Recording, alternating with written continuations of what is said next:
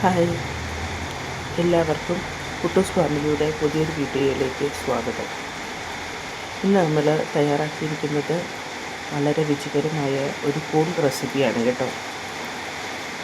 കൂൺ എന്ന് പറയുമ്പോൾ തന്നെ അറിയാം, വെജിറ്റബിൾസിൽ വൈറ്റമിനുകളും മിനറൽസും പ്രോട്ടീനുകളും ധാരാളം അടങ്ങിയിട്ടുള്ള ഒരു ഭക്ഷ്യവിഭവമാണ് കൂണ്.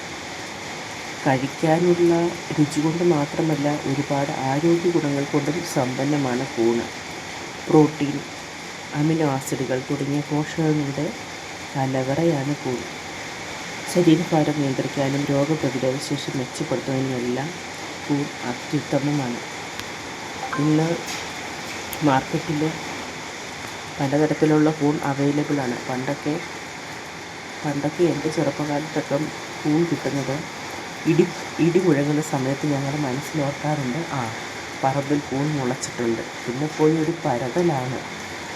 ഒരു കൂൺ കൈ കിട്ടുമ്പം എന്തോ ഒരു സന്തോഷമാണെന്നറിയാമോ. ആ കൂൺ പറിച്ച് കൊണ്ടുവന്ന് വൃത്തിയാക്കി വാഴയില പറിച്ചിട്ട് അതിൽ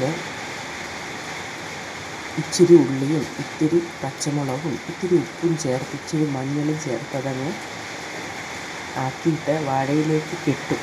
വന്നിട്ട് വാഴയുടെ വള്ളി കൊണ്ട് തന്നെ കെട്ടി അടുപ്പിലിട്ട് ചുട്ട് തിന്നും കുഞ്ഞിൽ. അങ്ങനെ നമുക്ക് ഒരുപാട് പ്രാവശ്യം അങ്ങനെ നമ്മൾ കഴിച്ചിട്ടുണ്ട് കുഞ്ഞിൽ. അപ്പം കൂണെന്ന് പറയുന്ന ഓർമ്മ വരുമ്പോൾ തന്നെ അതാ കേട്ടോ ഓർമ്മ വരുന്നത്. ഇപ്പം മാർക്കറ്റിൽ നമുക്ക് കൂൺ കൃഷിയൊക്കെ ഉള്ളതുകൊണ്ട് കൂൺ കഴിക്കണമെന്ന് ആഗ്രഹം തോന്നുമ്പോൾ തന്നെ നമുക്ക് കൂൺ മേടിച്ച് കഴിക്കാം. പണ്ടൊക്കെ എൻ്റെ ചെറുപ്പകാലത്തൊന്നും അങ്ങനെ ഞാൻ കൂൺ കടയിൽ നിന്ന് മേടിച്ച് കഴിച്ചിട്ട് പോലും ഇല്ല കേട്ടോ.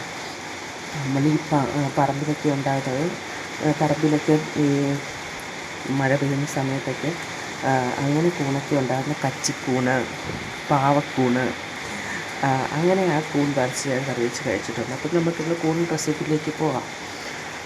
അപ്പോൾ കൂണ് കഴുകി വൃത്തിയാക്കുന്നതിന് മുമ്പ് തന്നെ ഇത്തിരി സമയം ഒരു അരമുക്കാൽ മണി മഞ്ഞളിൽ വെള്ളത്തിലിട്ട് വയ്ക്കുന്നത് വളരെ നല്ലതാണ്. കൂണിൽ എന്തെങ്കിലും വിഷാംശം ഉണ്ടെങ്കിൽ അത് നശിച്ചു പോകാൻ അത് സാധിക്കും.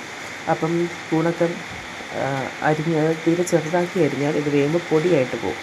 അപ്പോൾ ഇത്തിരി വലിപ്പത്തിൽ കൂൺ അരിഞ്ഞ് മഞ്ഞൾ വെള്ളത്തിൽ ഒരു 3/4 മണിക്കൂറോളം ഞാൻ ഇട്ട് വെച്ചിരുന്നു. അപ്പോൾ ആ കൂൺ വാരി കുക്കറിലിട്ട് ഒരു 2 വിസിൽ വേവിക്കുന്നുണ്ട്. ഈ കൂണിനൊരു അത്യാവശ്യം വേവുള്ളതാണ്. അപ്പോഴത്തേനും ഒരു 2 വിസിൽ കുക്കറിൽ വെച്ച് ഞാൻ ഈ കൂൺ വേവിക്കുന്നുണ്ട്.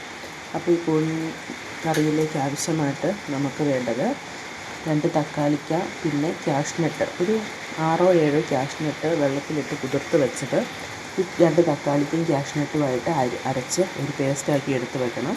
പിന്നെ 1-2 സവോള ചെറുതായിട്ട് അരിഞ്ഞത്, 3 പച്ചമുളക് കീറിയത്, പിന്നെ ഇഞ്ചി വെളുത്തുള്ളി പേസ്റ്റ്, മല്ലിയില എന്നിവയാണ് വേണ്ടത് കേട്ടോ.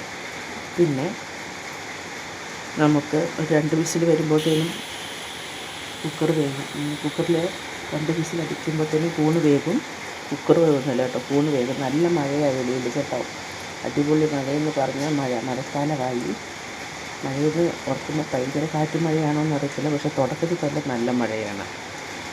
അപ്പം നമുക്കൊരു ചട്ടി അടുപ്പത്ത് വെച്ചിട്ട് അതിലേക്ക് കുറച്ച് ബട്ടർ ഇടാം.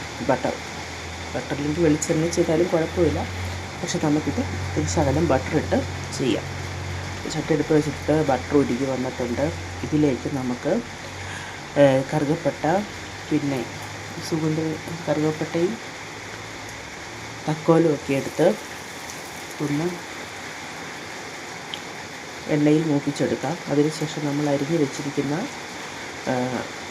സവോളയും പച്ചമുളകും കീറിയതും ഇട്ട് ഒന്ന് നന്നായി വഴറ്റി കൊടുക്കാം. പിന്നെ അതിലേക്ക് ഒരു 2 സ്പൂൺ മല്ലിപ്പൊടി, ഒരു 2 സ്പൂൺ മുളക് പൊടി, ഒരു 1.5 സ്പൂൺ ഗരം മസാലപ്പൊടി എന്നിവ ചേർത്ത് നന്നായിട്ട് മൂപ്പിച്ചെടുക്കണം. മൂപ്പിച്ച് വെച്ച അതിലേക്ക് ഒരു ജസ്റ്റ് എണ്ണ തെളിഞ്ഞ് വരുന്ന സമയത്ത് നമ്മൾ അരച്ച് വെച്ച തക്കാളിക്കയും ക്യാഷ്നട്ടും ചേർത്തുള്ള പേസ്റ്റ് അതിലിട്ട് നന്നായിട്ട് ഇളക്കി കൊടുക്കണം. അപ്പോൾ അതിലേക്ക് ഒരു മൂത്തൊരു എണ്ണയൊക്കെ തെളിഞ്ഞ് വരുന്ന സമയത്ത് നമ്മൾ വേവിച്ച് വെച്ച കൂണ് ഇതിലേക്ക് ഇട്ട് കൊടുക്കാം. കൂൺ വേവിക്കുന്ന സമയത്ത് ഇതിലേക്ക് ഇത്തിരി മഞ്ഞൾപ്പൊടിയും ഇത്തിരി മുളക് പൊടിയും ഇത്തിരി ഗരം മസാലപ്പൊടിയും ഇത്തിരി ഉപ്പും ചേർത്താണ് കേട്ടോ ഞാൻ കൂൺ വേവിച്ചെടുത്തത്. ആ കൂൺ ഇതിലേക്ക് ചേർക്കാം. അത് നന്നായിട്ട് വഴണ്ട് വരുമ്പോഴത്തേനും ഇത്തിരി മല്ലിയിലയും ഇത്തിരി കസ്തൂരി മെത്തിയും കൂടെ ചേർത്ത് എടുത്തു കഴിഞ്ഞാൽ കറി ഇവിടെ റെഡിയായി കേട്ടോ. ബ്രെഡിനും ചോറിനും ചപ്പാത്തിക്കും ഇടിയപ്പത്തിനും ഒക്കെ കൂട്ടാൻ അടിപൊളി കറിയാണ് കേട്ടോ. നിങ്ങളൊന്ന് ഉണ്ടാക്കി നോക്കണേ.